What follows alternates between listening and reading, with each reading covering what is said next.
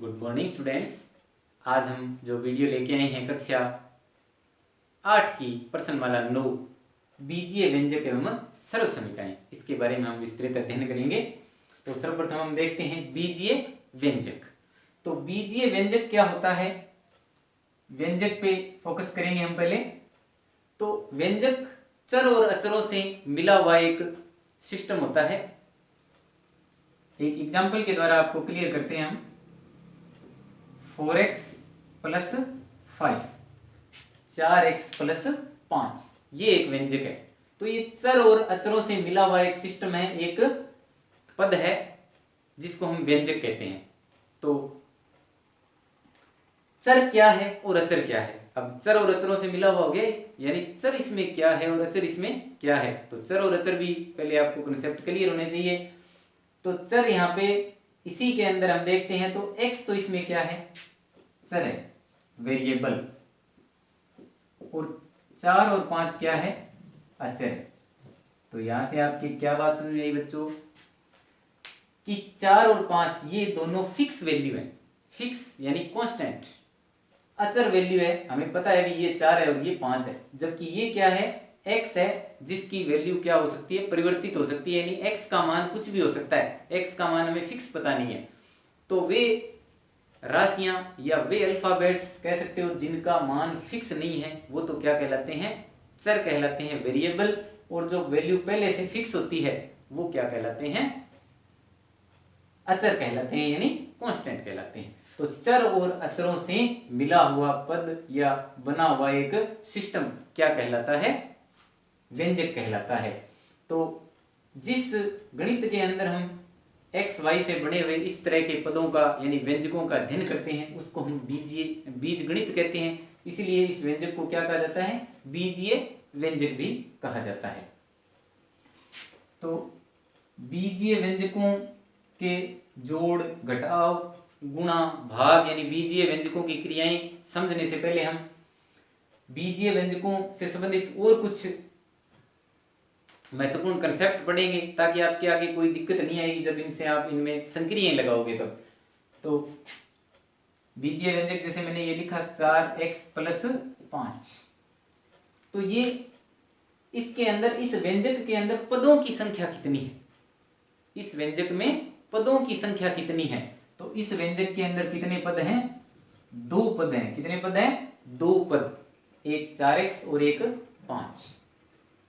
तो इसको हम क्या कहेंगे, द्विपद कहेंगे। ये भी एक व्यंजक है 4x।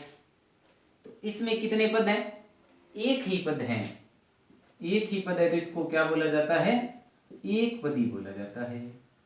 और इससे ज्यादा पद हो, 4x प्लस 3y प्लस 2, तो ये क्या हो गया, त्रिपद। बात समझ में आ रही होगी आपके, कि जैसे ही प्लस या माइनस का कोई चिन्ह लग जाता है, प्लस भी हो सकता है माइनस भी हो सकता है बीच में, तब वो अलग अलग पद बन जाते हैं। 4x 4 गुणा x है, यानी ये एक ही पद है। यहाँ तक ये 2 पद हो गए, ये 3 पद हो गए, 3 पदों से मिलकर ये बना हुआ है, इसलिए क्या है, त्रिपद है। ये केवल एक ही पद है 4 गुणा x, तो ये एक पदी। और इसमें 2 पद है, तो ये क्या है, द्विपद। इसी प्रकार 4 पद है तो इसको चतुर्थ पद भी कह सकते हैं। लेकिन 3 के बाद सामान्यतः हम क्या कहते हैं, 3 से ज्यादा अगर पद होते हैं तो उसका फिर अलग नाम दे देते हैं हम, बहुपद। क्या हो जाता है, बहुपद। यानी 3 से ज्यादा पद है तो उसको हम डायरेक्ट क्या कह देते हैं, बहुपद कह देते हैं। अब यहां देखो हमने 4x प्लस 5 लिखा है, 4x। तो ये 4 और x बीच में कोई इसमें चिन्ह नहीं दिखाई दे रहा हमें, लेकिन इसका मतलब है कि 4 और x क्या है, गुणक, आपस में इनका गुणा हुआ है। तो इसके 2 गुणनखंड है, कौन कौन से हैं, एक तो 4 और एक x। ये 2 इसके क्या हैं, गुणनखंड है। अगर हम इसके गुणा करने चाहें तो 4 और x इसके क्या है, 2 गुणनखंड है, 4 गुणा x। एक 4 इसका गुणनखंड है और एक x गुणनखंड है। अभी हम गुणांक की बात करते हैं। देखो गुणांक क्या होता है, गुणांक बीजगणित को आप बहुत गहराई से समझ जाओगे अगर वीडियो को अच्छी तरह से देखोगे तो देखो गुणांक क्या होते हैं। तो इसी 4x की मैं बात करता हूं। तो इस 4x के अंदर x का यदि पूछे गुणांक कि x का गुणांक क्या है, पद आपको दे दिया 4x, इस 4x के अंदर x का गुणांक क्या है, तो x का गुणांक क्या है 4, और 4 का गुणांक क्या है, यानी जो अंक गुणा में है, तो 4 का गुणांक क्या है x। लेकिन इसी पद में अगर प्रश्न ऐसे पूछे कि संख्यात्मक गुणांक क्या है, संख्यात्मक गुणांक, तो हम लिखेंगे क्या 4, क्योंकि x के गुणा में x का संख्यात्मक गुणांक ही दिखेगा हमें, और वो क्या दिखाई दे रहा है हमें 4 दिखाई दे रहा है। इस तरह से हम इसका संख्यात्मक गुणांक निकाल सकते हैं। तो यहाँ मेरे को बच्चों कितनी बातें पड़ी कि सबसे पहले व्यंजक चर और अचरों से मिला हुआ एक सिस्टम व्यंजक कहलाता है, फिर इसके अंदर एक पद है तो एक पदी, दो पद है तो वो द्विपद कहलाएगा, फिर त्रिपद, और फिर हमने पढ़ा गुणांक, गुणांक क्या होता है, तो जो अंक गुणा में है उसको क्या कहते हैं गुणांक कहते हैं। वो अगर अल्फाबेट अंकों के अंदर है तो वो संख्यात्मक गुणांक हो गया, नहीं तो संख्या का भी गुणांक होता है कि अगर कोई कहे 4 का गुणांक क्या है, तो 4 का गुणांक क्या है x है, तो इस तरह से भी गुणांक होते हैं। इसके बाद अगला कंसेप्ट पढ़ेंगे हम समान पद और असमान पद, यानी लाइक टर्म, समान पद, समान पद। तो एक मैंने पद लिख दिया 4x, एक मैंने लिख दिया 5x, एक लिख दिया 4y, तो इनमें से समान पद कौन से हैं, एक दो पद और लिख देता हूं।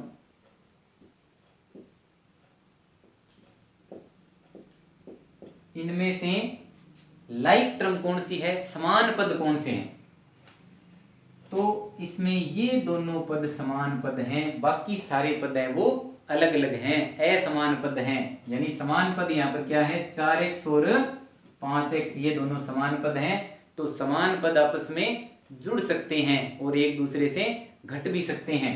अगर असमान पद है तो उनको आप नहीं जोड़ सकते, केवल उनमें जोड़ का सिंबल आप दर्शा सकते हो कि आपको कहे कि 4x और 4y को जोड़ें, तो आप केवल ये लिख सकते हो 4x प्लस 4y, और ज्यादा से ज्यादा आप क्या कर सकते हो 4 कॉमन ले लोगे और x प्लस y आ जाएगा। लेकिन ये नहीं कि ये दोनों एक दूसरे में मिक्स हो जाएंगे। किस प्रकार कि अगर समान पद हमें कोई कहे जोड़ने का कि 4x और 5x को जोड़ो, तो तब हम इनको जोड़ सकते हैं। 4x और 5x कितने हो गए 9x। ये कैसे जुड़े ये भी आपको बताएंगे, लेकिन अभी थोड़ा सा आपको केवल इतना समझना है कि समान पद कौन से हैं, तो एक ही परिवार के सदस्य हो गए 4x 5x। x को आप एज ए कोई वस्तु मान सकते हो।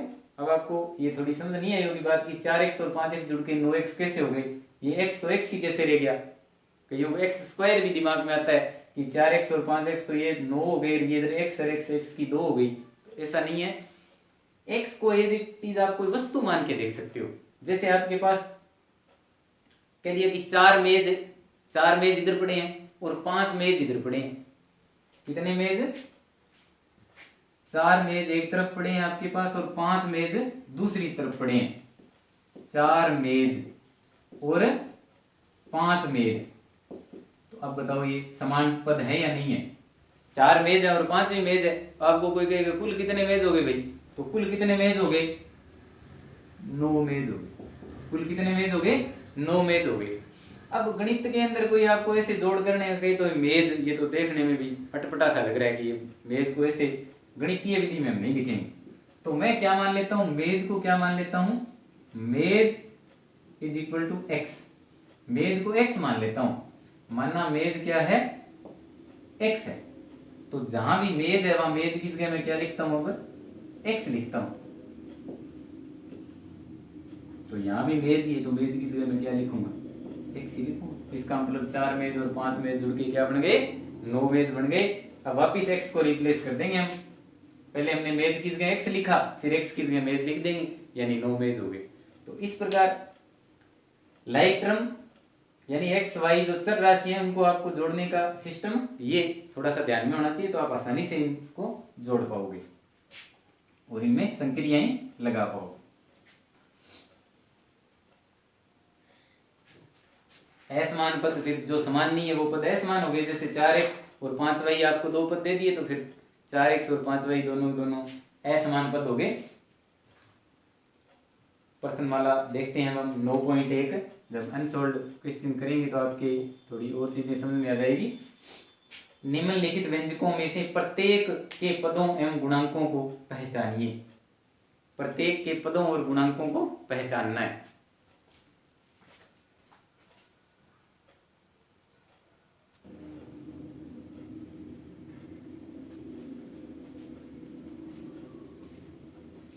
तो पद और गुणांकों को पहचानना है, तो जब भी हमें कहे कि पदों और गुणांकों को पहचानिए तो हमें यही मान के चलना है कि हमें केवल संख्यात्मक गुणांक ही निकालने हैं। तो पद और गुणांक, तो अब इस तरह से एक इकट्ठे प्रश्न होते एक सारणी से बना लोगे, इधर लिखोगे पद और इधर लिखोगे गुणांक, पद और गुणांक। तो पद, इसके अंदर देखो पद क्या है, x y z square, x y z square, 5xyz², ये पूरा पद ले लेंगे एक बार, 5xyz²। और दूसरा पद क्या है हमारे पास, -3zxy। अब इसके अंदर इस पद का देखेंगे हम गुणांक, तो कितना आ गया, 5। फिर इसमें इस पूरे पद में इसका गुणांक देखेंगे तो क्या है, यानी इसका गुणांक देखेंगे क्या आ गया, -3।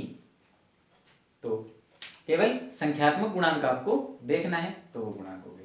इसी प्रकार 1 + x + x², तो इसमें पद देखो कितने हो गए, 1 2 3 पद हो गए इसमें, 1 x और x², 3 पद हो गए। इनके गुणांक देखेंगे,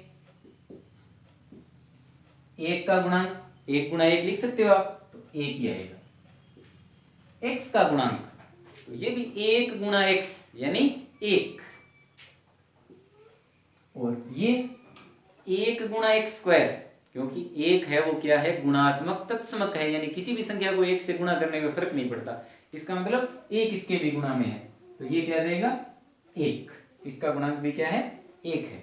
तो इसी प्रकार आप सारे प्रश्न कर सकते हो पहले प्रश्न के, कि जो जो इसके गुणा के अंदर है, पहले अलग अलग पद छांट लोगे, फिर पदों के गुणांक लिख लोगे।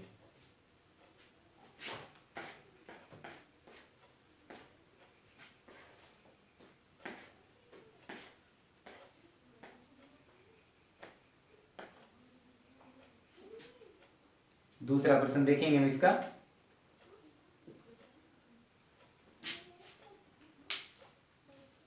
दिए गए बहुपदों में से एक पदी, द्विपद और त्रिपद को छांटिए। तो मैंने आपको विस्तार पूर्वक बता दिया है, तो आप जैसे ही प्रश्न को देखोगे इसको आसानी से हल कर पाओगे। जैसे सर्वप्रथम इसमें क्या दिखाई दे रहा है हमें, x + y, x + y। तो x + y में कितने पद दिखाई दे रहे हैं हमें, 2 पद दिखाई दे रहे हैं, तो ये क्या हो गया, द्विपद। क्या हो गया, द्विपद। दूसरा हमें क्या दिखाई दे रहा है, 1000, क्या दिखाई दे रहा है, 1000। तो 1000 में कितने पद हैं, एक ही पद है ये, तो ये क्या हो गया, एक पदी। इसी प्रकार तीसरा इसमें क्या है, x², x³ x⁴। तो 1 2 3 4 पद है इसमें। तो प्रश्न क्या है हमारे पास, कि नीचे दिए गए जो उदाहरण है उनके अंदर से आपको देखना है, उनमें से एक पद, द्विपद और त्रिपद को छांटना है। तो द्विपद हमने देख लिया, एक पद देख लिया, अब आगे हमने पद देखा तो क्या है, x + x² + x³ + x⁴। तो ये तो 4 पद है, यानी ये चतुर्थ पद हो गया या बहुपद हो गया। तो ये उपरोक्त दी गई श्रेणी में नहीं है, क्योंकि इसने एक पद, द्विपद या त्रिपद छांटने का है हमें, तो ये तो त्रिपद नहीं है, त्रिपद से भी ज्यादा हो गया, यानी बहुपद हो गया ये। तो हम लिख देंगे उपरोक्त श्रेणी में नहीं, यहां इनको लिख देंगे, द्विपद, एक पद और त्रिपद कोई है तो त्रिपद भी लिख देंगे, क्रम से लिख सकते हो आप, कोई दिक्कत नहीं है। ऊपर नीचे लिख दिया तो भी कोई समस्या नहीं है। द्विपद है तो द्विपद यहाँ लिखेंगे, एक पद यहाँ लिखेंगे, त्रिपद यहाँ लिखेंगे। त्रिपद इसमें ढूंढ लेंगे कि कौन सा त्रिपद है। 7x 7 + y + 5x 7 + y + 5x 1 2 3 जोड़ में 3 पद हमें दिखाई दे रहे हैं। इसी तरह अन्य इसमें देख लोगे कि किस में 2 पद हैं, किस में 1 पद है, किस में 3 पद हैं, और 3 से अगर ज्यादा है तो उसको हम यहां लिख देंगे कि ये इस श्रेणी के अंदर नहीं है।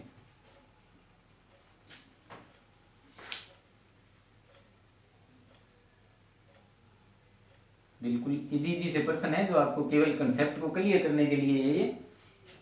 तीसरा प्रश्न देखते हैं, निम्नलिखित का योग ज्ञात कीजिए। अब जो आपके बीजीय व्यंजक हैं इसके अंदर आपकी योग संक्रिया है ये।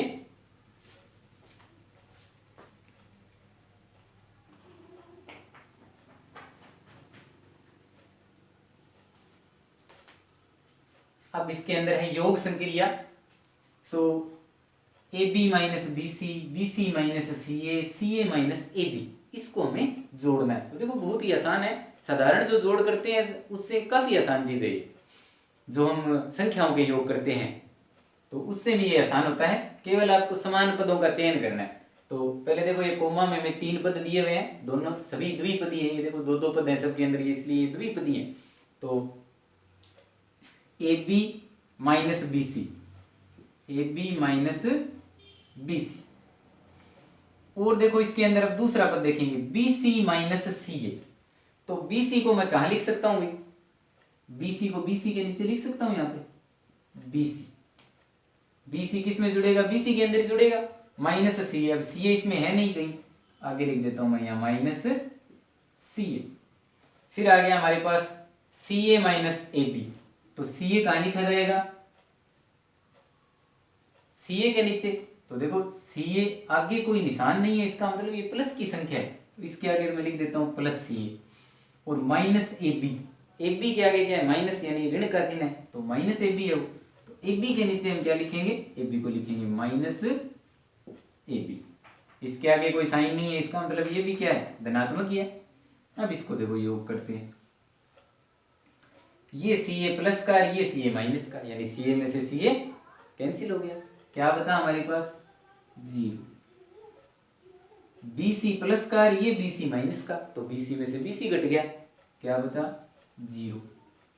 AB प्लस का, ये AB माइनस का, AB में से AB घट गया, क्या बचा हमारे पास 0।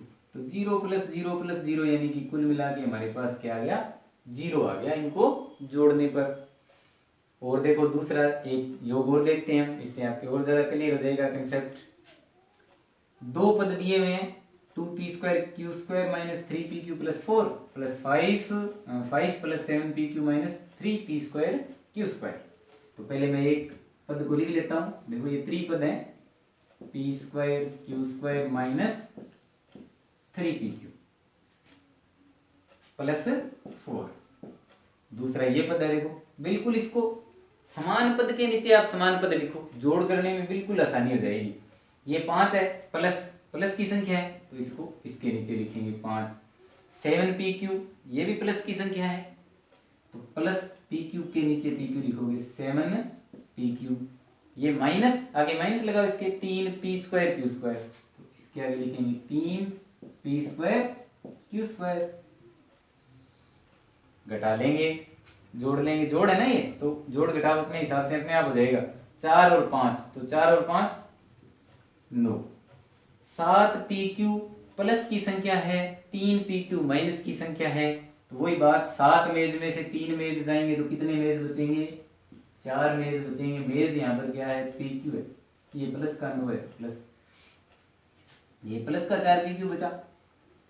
देखो 2p² q² और ये माइनस के 3p² q²। 3 मेज माइनस में और 2 मेज प्लस में है यहाँ पर, यानी 2 मेज हमारे पास है, कोई 3 मेज ले जाए, इसका मतलब हम क्या चले गए, घाटे में चले गए, माइनस में चले गए। तो 2 में से यानी माइनस की संख्या अगर बड़ी है, देखो एक माइनस की संख्या है, एक बड़ी संख्या है, एक प्लस की संख्या है, तो दोनों का रिजल्ट तो हमेशा क्या आएगा, माइनस, यानी घटा भी होगा। बड़ी संख्या में से ही छोटी संख्या घटेगी, जब एक माइनस की और एक प्लस की है। रिजल्ट हमेशा किस में आता है, जो बड़ी संख्या का साइन है। तो यहाँ बड़ा 3 है जो माइनस का है, तो यहाँ माइनस का ही बचेगा, माइनस का 1 p स्क्वायर q स्क्वायर बचेगा, तो माइनस का p स्क्वायर q स्क्वायर। तो ये इन दोनों का जोड़ हो गया। इसी तरह आप बाकी जो एक दो जोड़ इसमें बचे हैं वो कर सकते हो।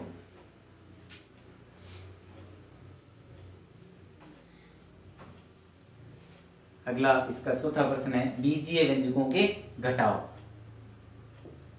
बीजीय व्यंजकों के घटाव देखेंगे। तो पहला ही प्रश्न लेते हैं इसका, चौथे का। 12a minus 9ab plus 5b minus 3। 12a minus 9ab plus 5b minus 3। इसमें से क्या घटाना है, ये घटाना है 4a minus 7ab plus 3b minus 7ab plus 3b plus 12। इसमें से ये घटाना है। तो अब यहाँ देखो पहले तो कि लाइक टर्म के नीचे लाइक टर्म है क्या, सब में लाइक टर्म ही है। घटाना है, अगर आपको घटाव करना है तो सब के सब साइन नीचे क्या हो जाएंगे, चेंज हो जाएंगे। ये प्लस की संख्या है माइनस, ये माइनस की है तो इसको लिख दोगे प्लस, ये प्लस है तो इसको लिखेंगे हम माइनस, और ये प्लस है तो इसको भी लिखेंगे हम माइनस। यानी कि ये मान के चलो कि अब ये प्लस की न होके किसकी हो गई, माइनस की। इसमें से ये घटाना है हमें। कोई भी संख्या देखो आप साधारण घटाओ, घटाओ के चिन्ह को समझना यहाँ बहुत ही आवश्यक है। चिन्हों में बच्चों के कंफ्यूजन रहता है। घटाव, इस घटाव की बात हम बाद में करेंगे, पहले चिन्ह का कंफ्यूजन दूर करेंगे। सामान्यतः बच्चे क्या कहते हैं कि -3 और -4 कुछ भी माइनस की दो संख्याएं हैं, तो माइनस को माइनस माइनस तो प्लस हो जाएगा। तो माइनस माइनस कभी प्लस नहीं होता है। माइनस माइनस प्लस कंडीशन के आधार पे होता है। किस प्रकार कि यदि आप माइनस की कोई टर्म को माइनस की कोई टर्म से मल्टीप्लाई करते हो, क्या करते हो, मल्टीप्लाई करते हो, उस स्थिति के अंदर ये साइन किसका हो जाता है, प्लस का हो जाता है। 3 गुणा 4 बराबर क्या हो गया, 12 हो गया, प्लस का 12। यदि हम माइनस के 3 को माइनस के 4 के अंदर क्या करते हैं, जोड़ते हैं, -3 को -4 में क्या कर रहे हैं, जोड़ रहे हैं, तब प्लस नहीं होता माइनस माइनस। -3 और -4 माइनस के क्या बनेंगे, 7। माइनस का 3 और माइनस का 4 दोनों माइनस की संख्या है, दोनों जुड़ेगी, उत्तर आएगा माइनस का 7। -3 को -4 से गुणा किया, क्या आया, 12। इसी प्रकार -3 दोनों ही संख्या यदि किसकी है, प्लस की है, 3 गुणा 4, तो भी उत्तर क्या आएगा, 12 ही आएगा प्लस का। अगर दोनों संख्या प्लस की है तो ये भी क्या आएगा, प्लस का ही आएगा। विपरीत यदि एक माइनस है और एक संख्या प्लस की है, -3 गुणा 4, तो यहाँ -12। चाहे उल्टा हो, ये 3 प्लस का हो और 4 किसका हो, माइनस का, तो भी उत्तर क्या आएगा, -12। यानी माइनस और प्लस के साइन को गुणा करते हैं तो माइनस का साइन आता है। दोनों साइन माइनस के हैं तो प्लस, और दोनों प्लस के हैं तो भी प्लस। यह है गुणा करने की स्थिति के अंदर। अगर आप जोड़ रहे हैं तो सीधा सा नियम है, दोनों माइनस की संख्याएं हैं, दोनों जुड़ेगी, दोनों लाइक टर्म है तो लाइक टर्म जुड़ेगी दोनों। 3 और 4 माइनस के 7 हो गई। अगर दोनों प्लस की हैं तो आपको सीधा पता है ही, 3 और 4 दोनों जुड़ेंगे, क्या आ गया, 7 आ गया प्लस का। अब अगर एक माइनस का है और एक प्लस का है तो हर हालत में क्या होगा, घटाव होगा। और जो घटकर संख्या आएगी, घटेगी देखो बड़ी संख्या में छोटी संख्या, 4 में से ही 3 घटेगा, आएगा 1। अब आपको देखना है कि एक बड़ी संख्या है वो प्लस की है या माइनस की, तो 4 यहाँ पर बड़ा है जो प्लस का है, इसलिए उत्तर प्लस का 1 आया। यदि ऐसा होता 3 - 4, यानी माइनस के 4 में से, अब घटेगा तो 4 में से 3, लेकिन यहाँ बड़ी संख्या किसकी है, देखो घटेगा 4 में से 3, 1 आएगा, लेकिन बड़ी संख्या किसकी है, माइनस की है, माइनस का 4 है, इसलिए रिजल्ट आएगा हमारे पास -1। तो निशानों को आप अच्छी तरह से ध्यान रखोगे। गणित के अंदर चिन्ह बहुत ही प्राइमरी कंसेप्ट है जो अच्छी तरह सभी को पता होना चाहिए। तो यहां जब हम घटा रहे हैं, देखो जब भी हम साधारण घटाव करते हैं कि आपको 7 में से 6 घटाना है तो हम निशान यहाँ लगा देते हैं। वास्तव में होता यही है कि ये 7 में से 6 घटाने का मतलब 7 माइनस 6 है, तो 7 और माइनस 6 जुड़ते हैं तो अपने आप रिजल्ट क्या आता है, 1 आता है। तो वही बात है यहाँ पर कि ये माइनस का 12 बन चुका है और ये माइनस का 3 है, तो माइनस का 3 और माइनस के 12 अपने आप आपस में क्या होंगे, जुड़ेंगे। तो इसमें 12 और 3 कितने हो गए, माइनस के 15। जैसे ही घटाया तो ये साइन चेंज हो गया, तो -3 और ये +12 नहीं है, -12 है, -15। 5 भी प्लस के हैं और यहाँ 3 भी किसके हो गए, माइनस के, क्योंकि घटाना है। तो 5 भी में से 3 भी जाएंगे, कितने बचे, 2 भी। इधर देखेंगे माइनस के 9ab प्लस के 7ab, तो माइनस के 9ab में से प्लस के 2ab जाएंगे तो बचेंगे क्या, 2ab बचेंगे। लेकिन किसके बचेंगे, किसके बचेंगे, क्योंकि माइनस की संख्या बड़ी है तो माइनस के 2ab बचेंगे। 12a प्लस के हैं, 4a माइनस के हैं, तो 12a में से माइनस के 4a जाएंगे तो कितने बचेंगे, 8a। बड़ी संख्या प्लस की है तो प्लस की ही बचेगी, बड़ी संख्या माइनस की थी तो माइनस की, यहाँ बड़ी संख्या प्लस की थी तो प्लस में रिजल्ट आया। तो इस तरह से आप पूरी 9.1% वाला भी सारे सवाल हल करोगे। कोई फिर भी प्रश्न नहीं आए तो वो मेरे से आप कमेंट बॉक्स में लिख कर पूछ सकते हैं।